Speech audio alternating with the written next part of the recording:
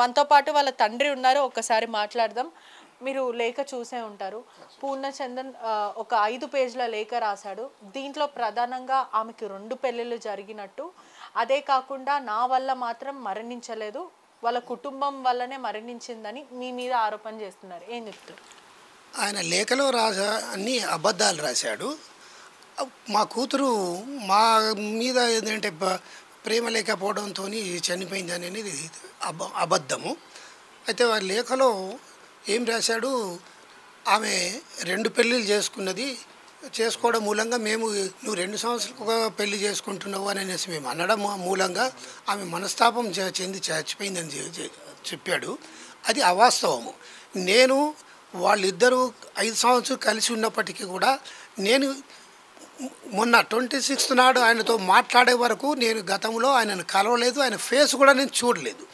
మేము వాళ్ళిద్దరూ కలిసి జీవించేదాన్ని మేము ఇది చట్టబద్ధంగా మేము అంగీకరించలేదు.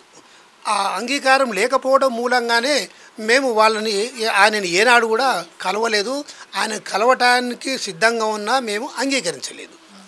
అట్లా వాళ్ళు మళ్ళీ మా కూతురు ఆయనతో కలిసి ఉంటానంటే సరే అది మేము వద్దని చెప్పాము ఆమెకు, ఇది తప్పమ్మా అని.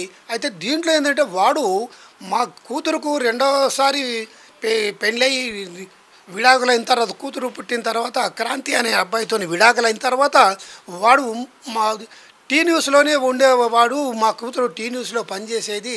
ఆ విడాకులైన తర్వాత వాడు వెంటబడ్డం మొదలుపెట్టాడు. వాడు నాతో 26 నాడు కలిసినప్పుడు మాట్లాడినప్పుడు కూడా వాడు అదే చెప్పాడు. నేను 3 సంవత్సరాలు ఆమె వెంటబడి నాతో కలిసి జీవించడానికి ఒప్పించుకున్నా. నేను ఆమె మీద నాకు చాలా ప్రేమ, అదంటే నాకు పిచ్చి అనని ఈ పద్ధతులలో వాడు చంద్రకి కూడా ఆల్రెడీ పెళ్ళయింది, 2 పిల్లలు కూడా ఉన్నారు. పెళ్ళయి పిల్లలున్న వ్యక్తితోని సహజీవనం చేయడం కానీ లేకపోతే ఎక్స్ట్రా మ్యాటల్ ఎఫైర్ పెట్టుకోవడం కూడా సమాజం ఒప్పుకోదు. మరి మీరు మందలించారా? మరి ఈ రిలేషన్షిప్ని మీరు కన్సిడర్ చేశారా? ఏం చెప్పారు?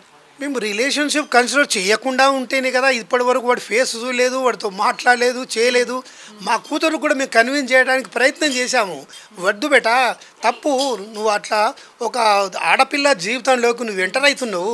అది కాకుండా వాళ్ళు ప్రేమించి పెళ్లి చేసుకున్నారు వాడు భార్యతోని వాడు ప్రేమించి పెళ్లి చేసుకున్నాడు. వాడికి 2 కూతుర్లు, ఒక వేరే 2 పిల్లలు. ఆ 2 పిల్లలు ఉండగా కూడా నువ్వు అట్లా తప్పు అని మా కూతురుకు మేము చెప్పాము. అందు గురించి నువ్వు విడిచిపెట్టుకోమని చెప్తే ఆమె వినలేదు. తర్వాత వాడు ఏంటంటే వాడు క్యారెక్టర్లెస్ మనిషి.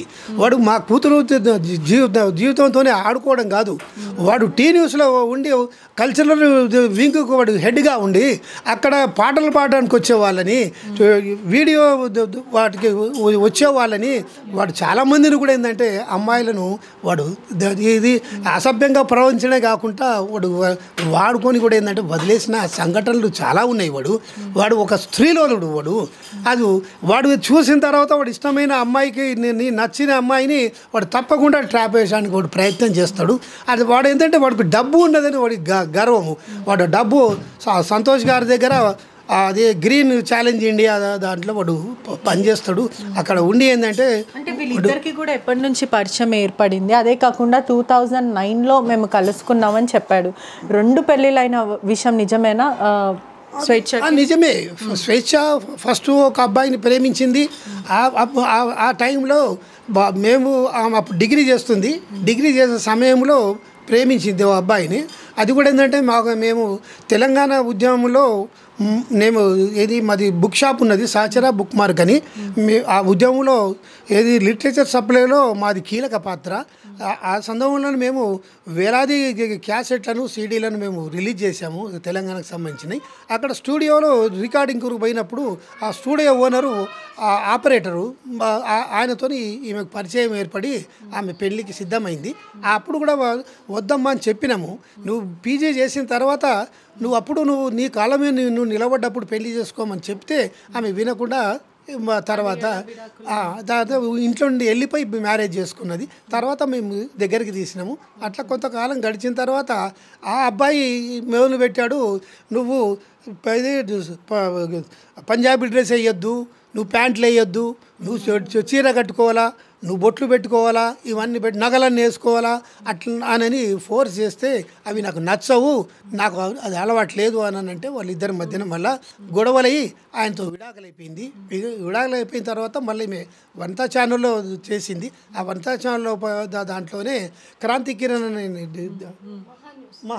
మహాన్యూస్లో చేసింది. క్రాంతి కిరణ్ అన్న అబ్బాయి అక్కడ పరిచయం అయ్యి అది పరిచయం అయిన తర్వాత ఆ పెళ్ళైంది. పెళ్ళైన తర్వాత ఈ పాప పుట్టింది. పాప పుట్టిన తర్వాత మళ్ళీ వాళ్ళ మధ్యలో కూడా గొడవలై అది విడాకులు జరిగినాయి అన్నట్టు. ఎక్కడ కూడా మీ ప్రేమ నొచ్చుకోలేకపోయింది స్వేచ్ఛ. చిన్నప్పుడే మీరు ఉద్యమంలో బిజీగా ఉన్నారు కాబట్టి ఈ క్రమంలో మీరు పిన్నికి ఇవ్వడం జరిగింది. కానీ ఎప్పుడు కూడా తరచుగా అదే మాట్లాడుతుండే, నా తల్లిదండ్రులు నన్ను ప్రేమగా చూసుకోలేకపోయాడని. మీకు ఆ గిల్ట్ ఉంటుందా ఎప్పుడైనా నా పాపని నేను చూసుకోలేకపోయాను అని? మేము అంతగా అట్లా ఫీల్ కాము. ఎందు గురించి అంటే మేము ప్రజల కొరకు ప్రజా ఉద్యమంలో ఉన్నాం. మేము ప్రాణాలకు కూడా తెగిచ్చేసి మొత్తం మేము ఉద్యోగాలు ఏం చేయకుండా ఏం లేకుండా కేవలం ప్రజల కొరకు సేవ చేయాలనే ఉద్దేశంతోనే మేము ఎంఎల్ పార్టీలో పనిచేసాము. నేను 1972లో ఇంజనీరింగ్లో చేరాను. అక్కడ 72 ఏప్రిల్లో జార్జ్ రెడ్డిని మరణించాడు. ఏబీవీ గూండాలు జార్జ్ రెడ్డిని హత్య చేశారు. దాని తర్వాత 73 నుండి నేను మొత్తం లెఫ్ట్ దాంట్లోకి నేను వెళ్ళిపోయినా. నేను నా కూతురికి ప్రేమను పంచలేకపోయాను అని ఎప్పుడు అనిపించింది. ఉన్నప్పటికీ కూడా ఏంటంటే మా సొంత ఒక కూతురు బాధ కంటే మొత్తం సమాజం బాధ, కూతురు సమాజంలో భాగమే అని ఆ విధంగా భావించాము. మీతో మాట్లాడిందా? మిమ్మల్ని నేను చాలా మిస్ అయిపోయాను మాట్లాడింది. మేము కూడా ఏంటంటే అందరినీ అందించలేకపోయామనేది మాకు కూడా బాధ ఉంటుంది. కానీ ఈ బాధ కంటే మేము సమాజంలోకి బాగు చేయాలనే ఉద్యమం ఒక ఉన్నతమైన ఆశయంతో ఉన్నాం కదా. ఉన్నతమైన ఆశయంలో ఇది చిన్న విషయంగానే కనబడుతుంటుంది. మనకు ఒక ఫ్యామిలీ సింగిల్ ఫ్యామిలీగా చూస్తే ఇది పెద్దగా అనిపిస్తుంది. మొత్తం ఓవరాల్ సమాజంగా చూసినప్పుడు ఇది చిన్న విషయంగానే అనిపిస్తుంది. చెప్పాము. అయితే మా కూతుర్ని 10th వరకు వాళ్ళు పెంచారు. 10th అయిపోయే వరకు 78లో నేను పార్టీలో నాయకత్వంతో విభేదం ఏర్పడి 1978లో ఏంటంటే నేను ఉద్యమంలో నుండి బయటకు వచ్చాను. అప్పుడు మా వైఫ్ నేను ఉద్యమంలో ఉంటే నీ ఇష్టమని నువ్వు ఉండమని చెప్పాను. నేను బయటకు వచ్చే సమయానికి మా కూతురుది 10th అయిపోయింది. ఇంటర్మీడియట్ నుండి మేమే తెచ్చిపెట్టుకున్నాం. మా దగ్గరే పెట్టుకొని ఆమెను గుంటూరులో వాసవి కాలేజీలో ఇంటర్మీడియట్ చేయించాము. అక్కడ ఇంటర్ అయిపోగానే మళ్ళీ డిగ్రీ నుండి మా దగ్గరే ఉన్నది. మొత్తం కోటి ఉమెన్స్ కాలేజీలో జాయిన్ అయింది, మా దగ్గరే ఉన్నది. ఏం చెప్తారంటే ఇక్కడ కూడా నేను వీళ్ళిద్దరిని చాలా మంచిగా చూసుకున్నాను. పాప స్కూలింగ్ కూడా నేనే చదివిపించాను. దాదాపు పాప మెచ్యూర్ ఫంక్షన్ అప్పుడు కూడా 5 లక్షల రూపాయల వరకు నేనే ఇచ్చాను. వీళ్ళ మంచి చెడులంతా కూడా నేనే చూశానంటూ నేను ఎక్కడ కూడా తనని తను పెళ్లి చేసుకోమని అనింది, కానీ నేను ఏమీ అనలేను అని అంటున్నాడు. అది అవాస్తవము. పాపను వాడు బాగా చూసుకోలేదు. తర్వాత ఏంటంటే పాపని దీంట్లో రాశాడు, నేను స్కూల్లో జాయిన్ చేశాను అని దీంట్లో రాసిండు.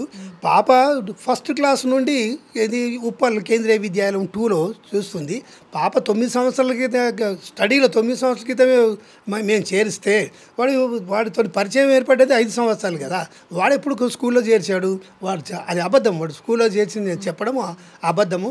ఫీజులు కూడా వాడు మొత్తం కట్టాడు, నేనే కట్టానని చెప్పడం కూడా అబద్ధము. నా కూతురే అవి కట్టేది చేసేది. దాంట్లో వాడు రాసిన దాంట్లో అన్ని అబద్ధాలే ఉన్నాయి. పోలీసులు కూడా పోక్సో కేసు నమోదు చేశాడు. నిన్నొచ్చి స్వయంగా అతనే పోలీసులకి చిన్నప్పటి నుంచి తనకున్న ఆ బ్యాగేజ్ ట్రామానే కానీ నేను ఎక్కడ కూడా తను చనిపోవడానికి నేను కారణం కాదు అంటూ కూడా పదే అదే చెప్తున్నాడు. దాని గురించి ఏమంటారు? ఆమె చనిపోవడానికి వాడే ప్రధాన కారకుడు. ఎందుకంటే దాంట్లో వాడు రెండోసారి విడాకులు కాగానే 3 సంవత్సరాలు నేను వెంటపడ్డాన్ని స్వయంగా నాతోనే చెప్పాడు. వాడు వెంటపడి నేను ఆమెను ఒప్పించుకున్నా కలిసి జీవించటానికేనని వాడు చెప్పాడు. ఒకవేళ వాడికి భార్య పిల్లలు ఉండంగా వాడు వేరే స్త్రీల జీవితాలకు వెళ్ళడము వాడి బేసిక్ మొదటి తప్పు. వాడు అట్లా వేధించడం మూలంగా నా కూతురు అటు డైవర్ట్ అయిపోయింది. నా కూతురుది రెండవ తప్పు. ఇద్దరూ తప్పు చేసిన వాళ్ళే. నేను నా కూతురుని ఏం సమర్థించడం లేదు. నా కూతురు రెండవ తప్పు మా కూతురుది కూడా. అయితే వాడు ఫోర్స్ చేయడం మూలంగా ఈమె బెండ్ అయిపోయింది కనుక చావుకు వాడే ప్రధాన కారకుడు అని నేను చెప్తున్నా. దాని తర్వాత కూడా వాడు బిహేవియర్ ఏంటంటే పెళ్లి చేసుకోమన్నది అని వాడే రాసిండు ఇంట్లో. కానీ వాళ్ళు ఏంటంటే పెళ్లి చేసుకున్నట్టు మాకు ఉన్నది సమాచారం, కానీ అది చట్టబద్ధంగా కాదు అనే ఉద్దేశంతో దాన్ని కప్పిపెట్టిండ్రు అనేది కూడా మాకు ఉన్నది.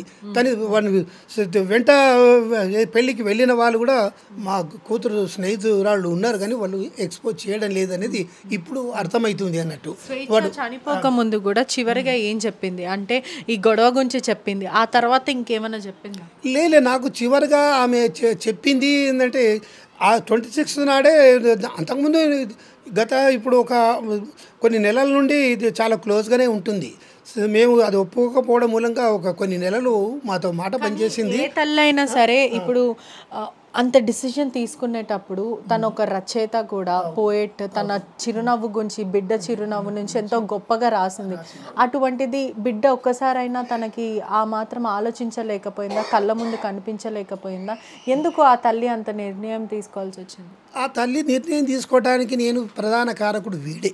ఆమెను చాలా మోటివేట్ చేసి నేను అన్ని విధాలుగా చేసుకుంటా, నేను మా కుటుంబం వాళ్ళను ఒప్పించుకుంటా, నేను భార్యగానే ఉంచుకుంటా అని అవన్నీ వాడు అబద్ధాలు చెప్పి ఆమెను లొంగ తీసుకున్నాడు. తర్వాత ప్రాక్టీస్లో వాడు ఈ 5 సంవత్సరాలు కూడా వాడు ఆమెను భార్యగా స్వీకరించలేదు. బయట ఏంటంటే వాడుకునే వ్యక్తిలాగానే వాడు అది చూసుకుంటున్నాడు. వాడు మాట ఇచ్చాడు, కుటుంబంలో ఫ్యామిలీ మెంబర్గా ట్రీట్ చేస్తామని. వాడు తండ్రి కూడా వచ్చేసి అమ్మ నువ్వు బాధపడకు, మావాడిది పొరపాటు జరిగిపోయింది, అయినా నేను ఫ్యామిలీ మెంబర్స్గా మేము ట్రీట్ చేసుకుంటాము. తండ్రికి ఆల్రెడీ తెలుసు. తండ్రి వచ్చి చెప్పి అందరూ మాట్లాడారు, మాట్లాడి చెప్పాడు. తండ్రి కూడా వచ్చి చెప్పి మాట్లాడిపోయిండు. అయినా కూడా ఏంటంటే వాళ్ళు ఇప్పటికి కూడా ఏంటంటే ఫ్యామిలీ మెంబర్గా స్వీకరించలేదు. తర్వాత వాడికి ఏంటంటే వాడి అక్కడి నుండి వాళ్ళ భార్య ఫ్యామిలీ అక్కడి నుండి బంధువుల నుండి ఒత్తిడి అవుతున్నది. మొదట తెలుసా ఇతనికి ఆల్రెడీ పెళ్ళి అయిపోయింది అన్న విషయం తెలుసా? బహుశా తెలిసే ఉండొచ్చు అనుకుంటా నేను. తెలియకుండా ఎలా ఉంటుంది, తెలిసే ఉండొచ్చు. తెలిసి ఉన్నప్పటికీ కూడా ఏంటంటే వాడు ఫోర్స్ చేసి వాడు కన్విన్స్ చేయడం మూలంగానే ఆ ట్రాప్లో పడిపోయి ఉంటుందని తెలుసు. అయితే ఆడు ఇప్పటికి కూడా అంగీకరించడం లేదు. నాకు ఈ రోజు తెలిసింది, రీసెంట్లీగా వాళ్ళు 4 రోజులు అక్కడ వెళ్ళొచ్చారు, అరుణాచలం వెళ్ళొచ్చారు. కానీ మాతో ఏంటంటే పాపకు చెప్పిండ్రంట వాడు ఖానాపూర్లో ఫామ్ హౌస్ కడుతున్నాడు. ఆ ఫామ్ హౌస్లోకి మొక్కలు తీసుకురావడానికని అక్కడికి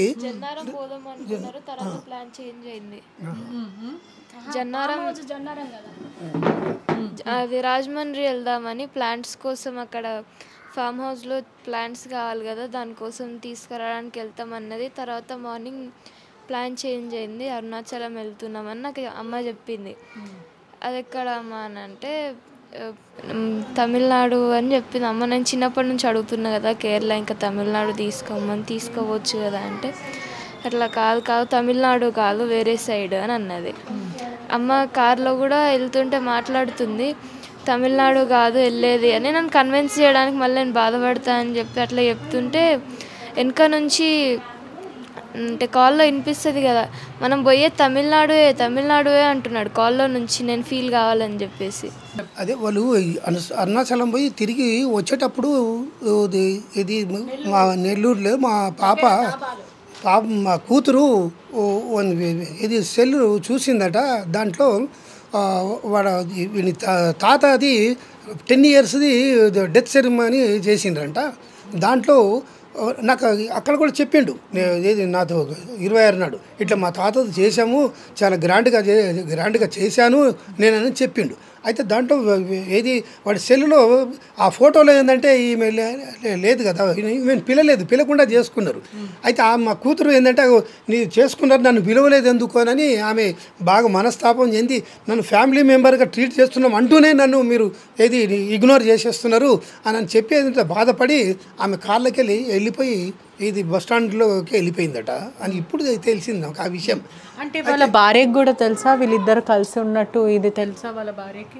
తెలుసు. అయితే భార్య కూడా యాక్సెప్ట్ చేయలేదు, ఇప్పటి కూడా యాక్సెప్ట్ చేయలేదు. వీడు ఇట్లా చేస్తున్నందుకు భార్య కూడా నేను ఇక విడాకులు చేసుకుంటాను నీతోని, నువ్వు వద్దు అని చెప్పేసి ఆమె ఇది చాకుతోని కోసుకున్నట్టు కూడా మాకు తెలుసు, చెప్పిండ్రు. అయితే ఆమె కూడా యాక్సెప్ట్ చేయలేదు, వాళ్ళ బంధువులు కూడా యాక్సెప్ట్ చేయలేదు. వాడు ఆ టార్చర్ అది అక్కడ ఎదుర్కొంటున్నాడు, ఆ టార్చర్ అక్కడ అటు ఇక్కడ ఇటు. నాకు అది కూడా చెప్పాడు మొన్న.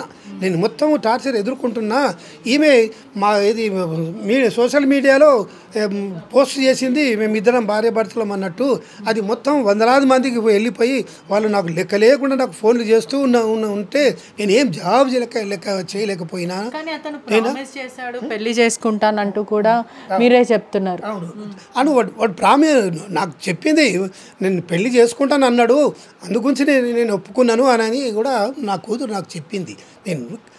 కానీ వాడు చేసుకున్నట్టుగా కూడా ఇల్లీగల్గా తెలిసింది, నాకు లీగల్గా రాలేదు, ఇంకా మాకు తెలియదు, చేసుకోలేదని చెప్తున్నారు. చేసుకున్నట్టుగా తెలిసింది, కానీ చేసుకున్నవాడు ఏది మరి ఓపెన్గా చేసుకున్నట్టు కూడా డిక్లేర్ చేస్తలేడు. అసలైన తొలి వెలుగు. ఫాలో వాట్సాప్ @తొలి వెలుగు official.